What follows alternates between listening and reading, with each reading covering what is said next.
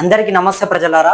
మొత్తం మీద ఎట్టకేలకు ఇక రాష్ట్ర ప్రభుత్వం అవుట్సోర్సింగ్ ఉద్యోగుల విషయంలో మొన్న ముఖ్యమంత్రి రేవంత్ రెడ్డి గారు కీలకంగా చర్చించినట్టు తెలుస్తుంది.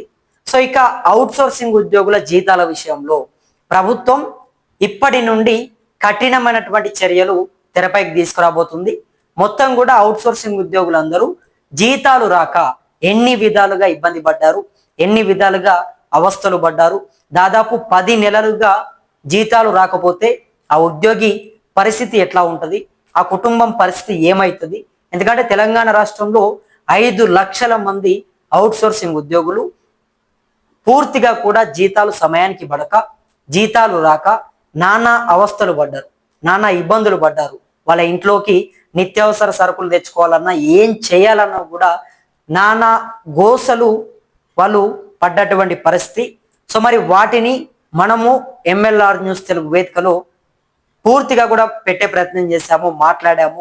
మరి మొత్తం మీద అవుట్సోర్సింగ్ ఉద్యోగుల కష్టాలు తీరబోతున్నాయా, అంటే వాళ్ళ సమస్యలకు ఒక పరిష్కారాన్ని ప్రభుత్వం చూపెట్టబోతుందా అని చెప్పి మనమంతా కూడా మాట్లాడుకుంటున్నటువంటి సందర్భంలో ఇక ప్రభుత్వం అయితే ఒక క్లారిటీ ఇచ్చింది. సో ఒకసారి మాట్లాడదాం, పూర్తిగా కూడా డీటెయిల్గా చూసి అసలు ఏందనేది మీకు నేను చదివి వినిపించే ప్రయత్నం చేస్తా. సో అంతకంటే ముందుగా ప్రతి ఒక్కరు కూడా మన ఛానల్ని సబ్స్క్రైబ్ చేసుకోండి. సో ఒక్కసారి చూస్తే కనుక ఇక అవుట్సోర్సింగ్ ఉద్యోగులకు ఇక ఫస్ట్కే శాలరీలు ప్రతి నెల 21వ తేదీ నుంచి తదుపరి నెల 20 వరకు అటెండెన్స్, జీతాల చెల్లింపుల్లో ఆలస్యమైతే బాధ్యతలపై క్రమశిక్షణ చర్యలు ఉత్తర్వులు జారీ చేస్తున్న ప్రభుత్వం అట. సో ఇక చూడండి, జీతాల చెల్లింపుల్లో ఆలస్యమైతే బాధ్యతలపై క్రమశిక్షణ చర్యలు. సో ఉత్తర్వులు కూడా ప్రభుత్వం జారీ చేసిందట.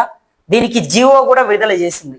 సో రాష్ట్రంలో పనిచేస్తున్న అన్ని విభాగాల ప్రభుత్వ ఉద్యోగులు, కాంట్రాక్ట్ అవుట్సోర్సింగ్ సిబ్బందికి ప్రతి నెల 1వ తేదీనే జీతాలు అందేలా రాష్ట్ర ప్రభుత్వం కీలక